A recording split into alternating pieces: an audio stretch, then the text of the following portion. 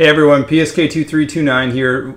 I had a couple of requests to do a video about kind of what I look for in the market and kind of how I set up my day, as well as how to play FDA approvals or what I look for when I'm trying to play an FDA approval. So I wanted to discuss that, and let's get right into the FDA approval part first. So LOXO happened the other day. It was FDA approval. Let me show you the tweet. So this was the tweet from the other day. This was at 7:58 in the morning on what was it, Tuesday. So LOXO received FDA approval for one of their 3 drugs in their pipeline. Would love to see some profit taking on this today. Has range. Okay, so that was my morning tweet. And the reason I said that was because of a few things. Let me kind of show you what else I wrote. So this was later in the day, and then let me go up to where you guys asked some more questions. So right here. So some things I look for when playing an FDA approval, long or short. So before I decide if I'm going to go long or short on FDA approval, there's a few things I look at. One is the long-term chart. And that would be like 1A, and pipeline would be like 1B. Those two together are the most important things to me. And then 2 would actually be the type of drug it is. And I'll talk real quick about that. And then the 3rd and 4th thing I look for is the analyst calls on it. Is there upgrades? Is there downgrades? What are the analyst comments on the drug? Because if you follow analyst calls like I do, you know that they don't, there's people that are specifically assigned to sectors and industries.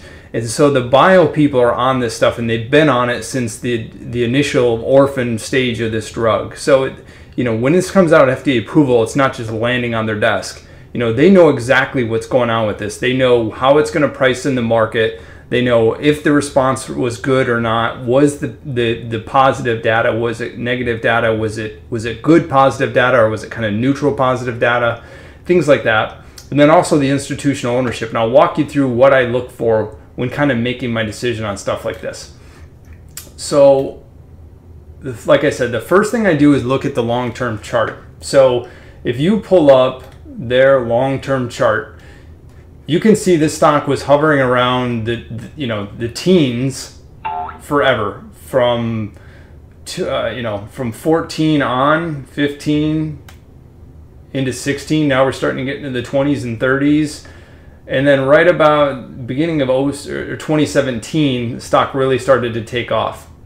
So I'm looking at this long-term chart, thinking to myself, okay, so right now, before I know anything else, there is a lot of people that have been in this stock for years, and they are in it from way down here. So the stock is sitting at 150, say, and they may have been in since 10, 20, 30, maybe even 40, and they're up 100 to 150 waiting on this FDA approval.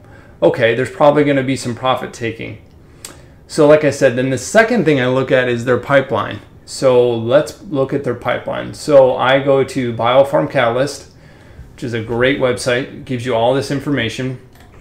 I'm going to look up the company, and I want to see their pipeline. And I'll talk to you why this is important. So click on drug information. So immediately I see they only have 3 drugs in pipeline. So this tells me a couple things. One, this is a smaller biotech company. They don't manufacture their drugs. They're not a Johnson & Johnson. They're not a Bristol Myers, a Novartis, a Pfizer, GlaxoSmithKline. They're not that big kind of firm. So when you see a smaller biotech company like this that only has a couple of drugs in their pipeline, what do when a drug reaches FDA approval? They turn around and sell it to Johnson & Johnson or one of those larger companies, because they don't have the capital, the infrastructure, the distribution to do all these things to manufacture the drug. They're not in it for that. They're just going to sell this. They research, develop the drug, and then they turn around and sell it for a profit, for whatever they can get for it at the market. That's why you have investors in this stuff from orphan stage. And there's a lot of traders out there. This is all they do is just bio stuff, and I think it's really cool. I just don't have the patience or the time to spend researching every single company and all their drugs and keeping up with all of it. Because if you follow analyst calls and you follow news like I do, you know that bios and drug companies are putting out PRs constantly, whether they mean anything or not. They're just constantly putting them out to let investors know and just keep their drugs and their company in front of your eyeballs. So immediately I know, okay, so you're telling me you're losing a third of your pipeline by this FDA approval. So that's immediately I'm starting to think short. So long-term chart has a ton of people who've been in this for the long term at good prices. And now number two is they're losing a third of their pipeline with this FDA approval. So I got two things lining up to me to tell me this is going to be a short already. So the next thing I look at is I want to know what the analyst calls are. So I use both Benzinga and Fly on the Wall. And so I can go just type in the ticker. And I want to see what are the calls on it now that it has this FDA approval or leading up to the FDA approval. Okay, so this one is actually this morning. And you can even see even Citi is lowering their price target on it. So yesterday, what did they say? Okay, so they're telling me, Stifel is saying that basically they're going to give you, so they're just thinking this is what the price tag is going to be on it. He has a buy rating and a $230 price target. Okay, great. That's one. And Stifel is like, okay, they're tier 2, tier 3. They're not a tier 1 firm. So they're not going to get as much traction as, say, a Citi or a B of A or JP Morgan or somebody like that. And so the other one was Morgan Stanley. Okay, so now they carry some weight. I want to hear what they have to say. Approval expected, pricing higher than expected. Okay, so that's positive. What is their price target? Okay, keeps an overweight rating, expects it to be up modestly on the news. Okay, so even then, they're kind of neutral. They don't even really give you a price target, but even this comment is very neutral. It keeps an overweight. So they've had an overweight rating. They didn't up it. It's been an overweight for a while and thinks it'll be up modestly on the news. Okay, that's fine. They're not telling you, they're not screaming, hey, buy the stock here. LOXO gets approval expected, no surprises on label. Piper Jaffray, okay, same thing. Keeps an overweight with a $200 price tag. So again, this is old. This has been sitting out there for a long time. So anybody who's been a Piper Jaffray fund already knows all this or is part of their investor list, and that's it. So that's all of them. This one was probably right when the news came out. Yeah, it was just after the news on Monday night. So nothing really earth-breaking, just Morgan Stanley, and even then it was a reiterate. It wasn't even anything new. So looking at the long-term chart, looking at their pipeline, looking at the analyst calls, now I want to know, okay, what is the float of this thing? And what is the institutional ownership on this thing? So again, and reason I'm doing all this is I'm just trying to build a thesis. I'm trying to line up as many things as I can to give me an indication of what I think what this thing's going to do. Okay, so this is telling me the float is 27.3 million, 30 million outstanding shares. So not a ton of insiders are holding this. Less than 3 million shares are held by insiders. So I'm not going to see any major dumping at the open. It is 99% institutionally owned. Okay, so that's a good sign for me that this is probably going to be a short. Because like I said earlier, funds and institutions have been in this thing since way down at the bottom, right when this company was, probably initially IPO'd. I don't know when it was. I could go back and look, but it doesn't matter. I'm just looking at the long-term chart saying, okay, there's been people in this since $10. Institutions. They're going to want to lock in some profits, especially when the third of the pipeline is gone. Okay, because there's nothing left for this drug. Once it meets FDA approval, and it's a third of their pipeline, like I said, they don't manufacture or distribute the drug, there's nothing left. There's nothing left for the institutional ownership to hold on to. other than those other two drugs, but that could be another position or a third of their position they might want to liquidate. So you have to understand when these smaller biotechs and these smaller pipelines that don't have the capability to manufacture or distribute, there's nothing left once it reaches FDA approval. So why would you want to go long? There's nothing left. So if this was more like 30% institutionally owned, I would be a little more cautious on my short. I might not be as aggressive or take as much size, because then you could get a lot more retail chasing this because they don't understand how FDA approvals work. So the more institutional ownership I see on a smaller biotech, the more it's going to play like this every single time. Because like I said, they've been in this since the early stages. They're going to lock in some profits. It's just how it works every single time. So, when I'm building my thesis, I'm trying to line up 5 or 6 things that tell me what this is going to do. And I just kind of laid out my plan for LOXO. So the next thing I do is, okay, I'm like, this thing's going to sell off.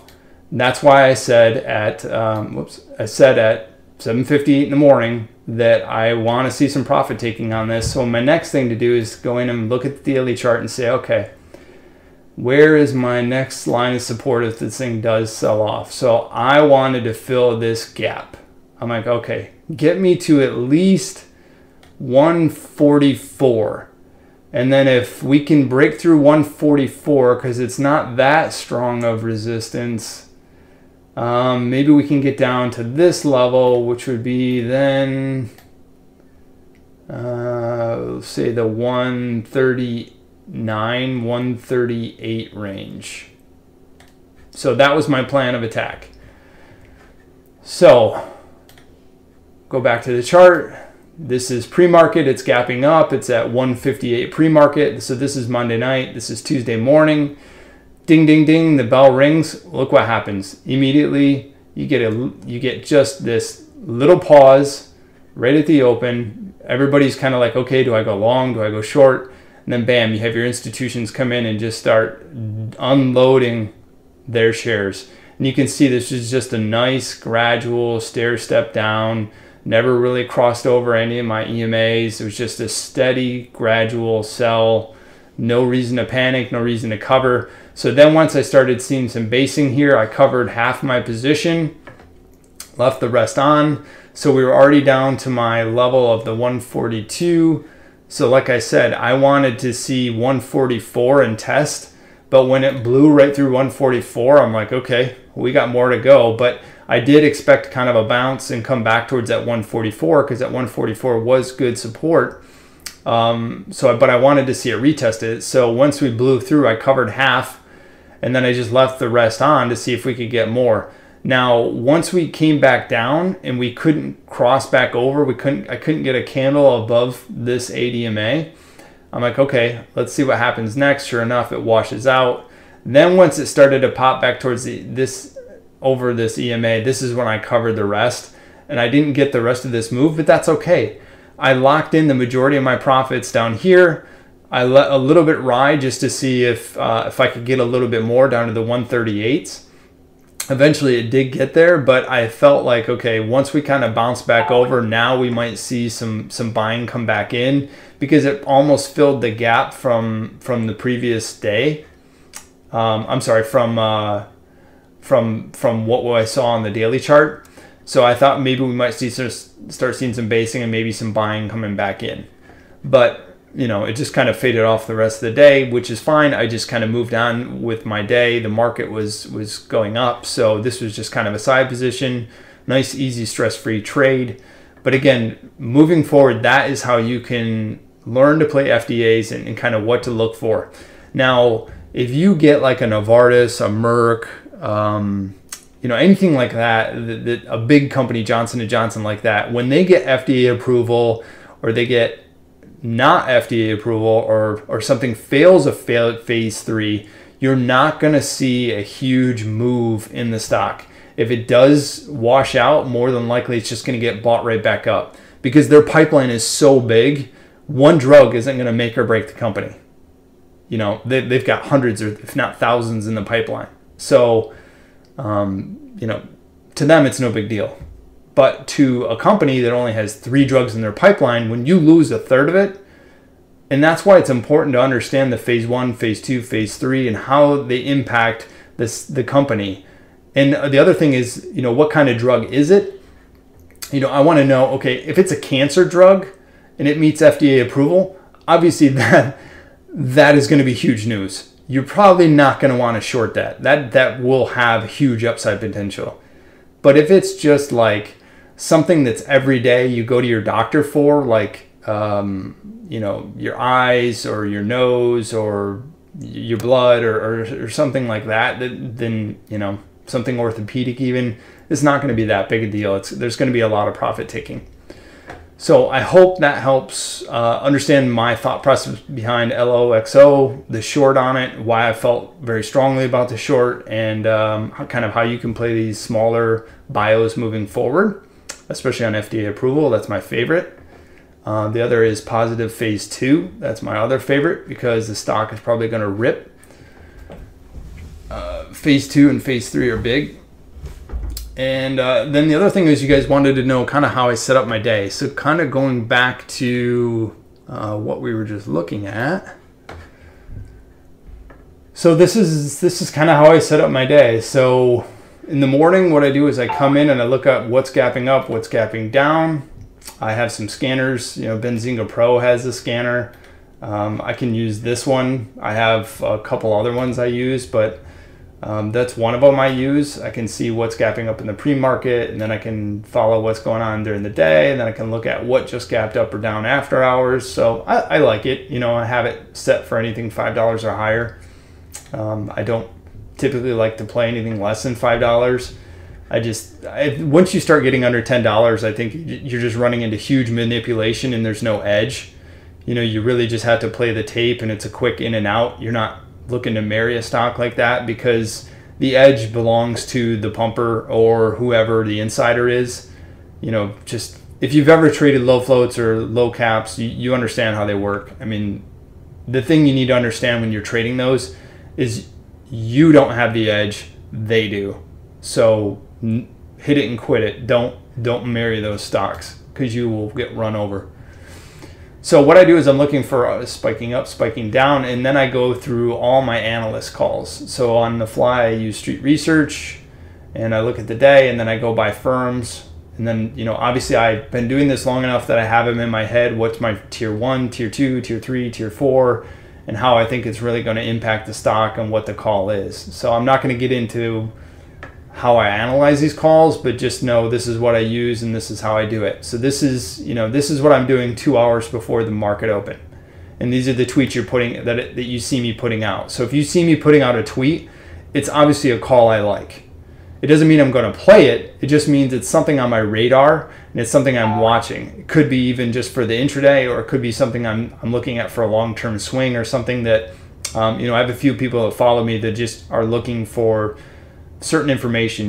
They like bios, or they like high price stocks, or they play options, so they're looking for something to buy calls or puts with. So that's how I kind of create my watch list in the morning. And then after I have my watch list, then I do exactly what I just showed you on a biotech. I'm going to start charting it out. I'm going to look for support and resistance. And as you can see with stocks I play often, like Amazon, especially on my 5-minute chart, you're going to see I'm going to have all these support and resistance lines already mapped out for the day. So I know where I'm buying, where I'm selling, and then I use my EMAs as my guide for entries and exits, along with those support and resistance areas. So, and then even throughout the day, I do draw them.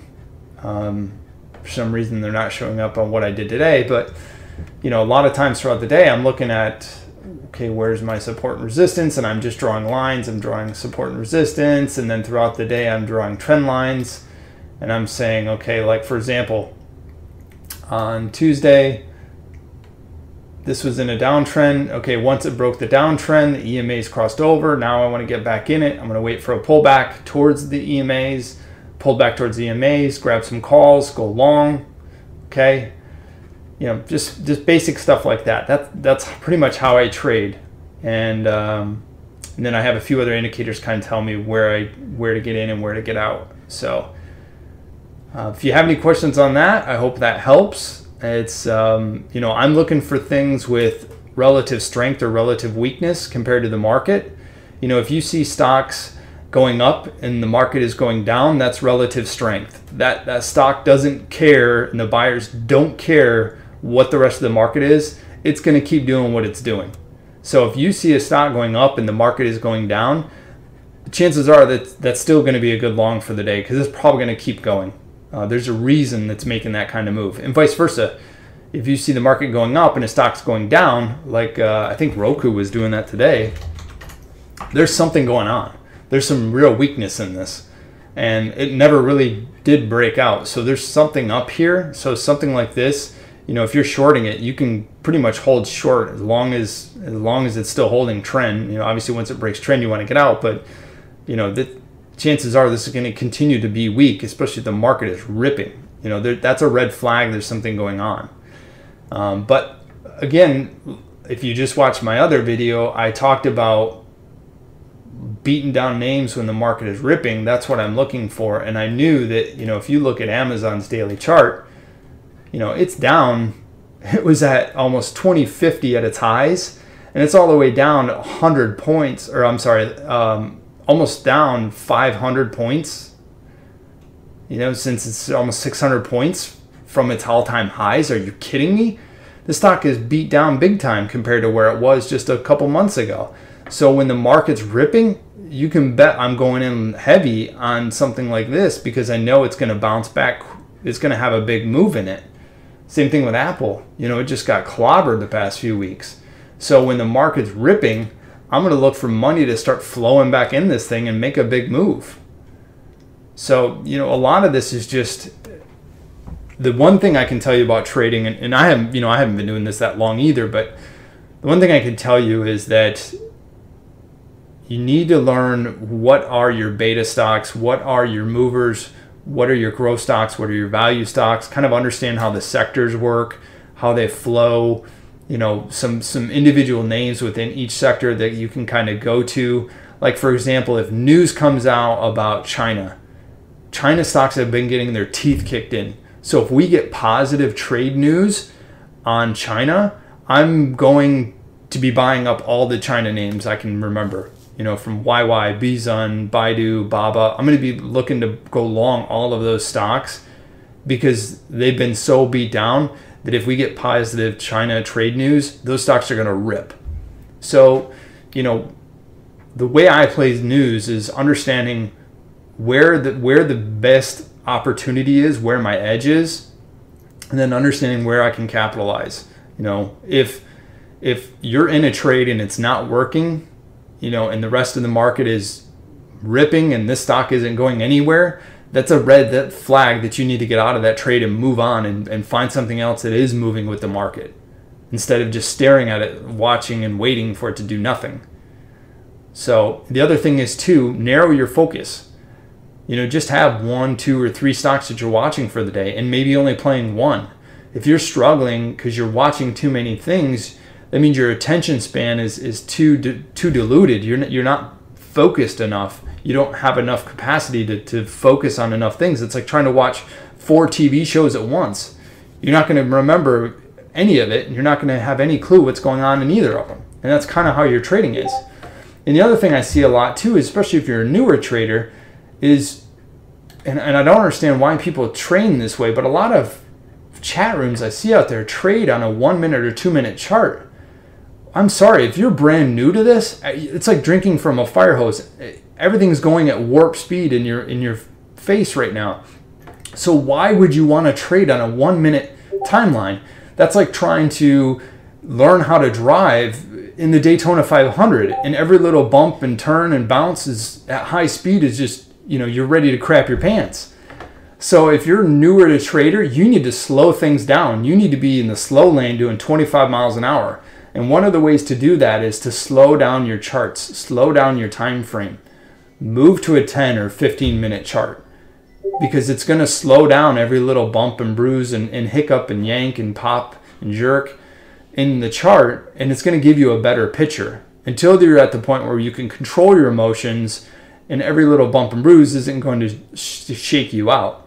It'll also help you develop a understanding of patterns, when to look for. This is, what to look for in a flag.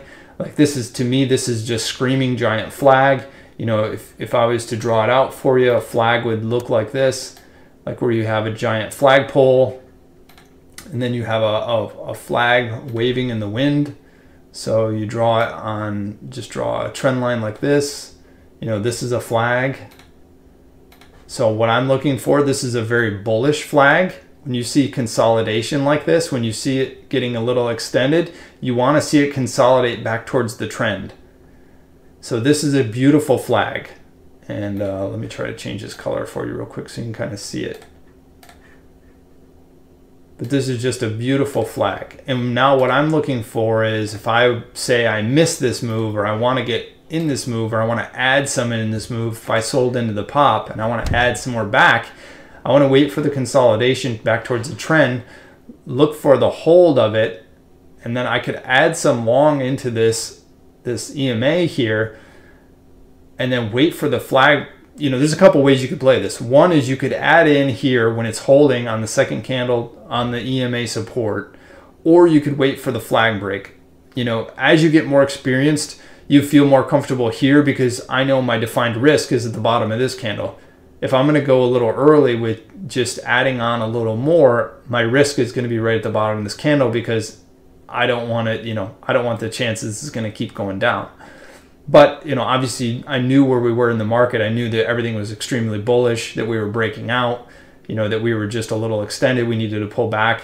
So, you could sell into this pop and then add back into this flag break. You can wait till it's up here, till it confirms above the flag, and then go long again, things like that. But again, that just takes time. It takes playing with, it takes experience.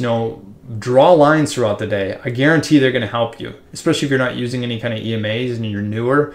Slow down your charts, draw some trend lines, buy off of support and resistance, buy and sell off of these trend breaks, because as long as the long-term trend is still intact, if you want to draw off the bottom extensions of all these candles, if you're drawing a trend line here,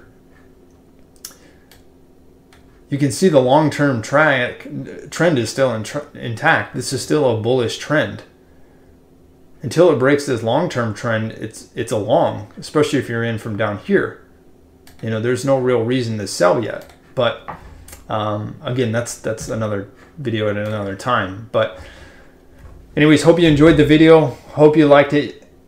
If you do like it, share it, comment. Let me know if you have any more questions. Keep reaching out on Twitter. I appreciate your ideas as far as videos. I'll keep doing videos if they're going to help you and you guys continue to watch them. So thanks, everyone. Have a good night.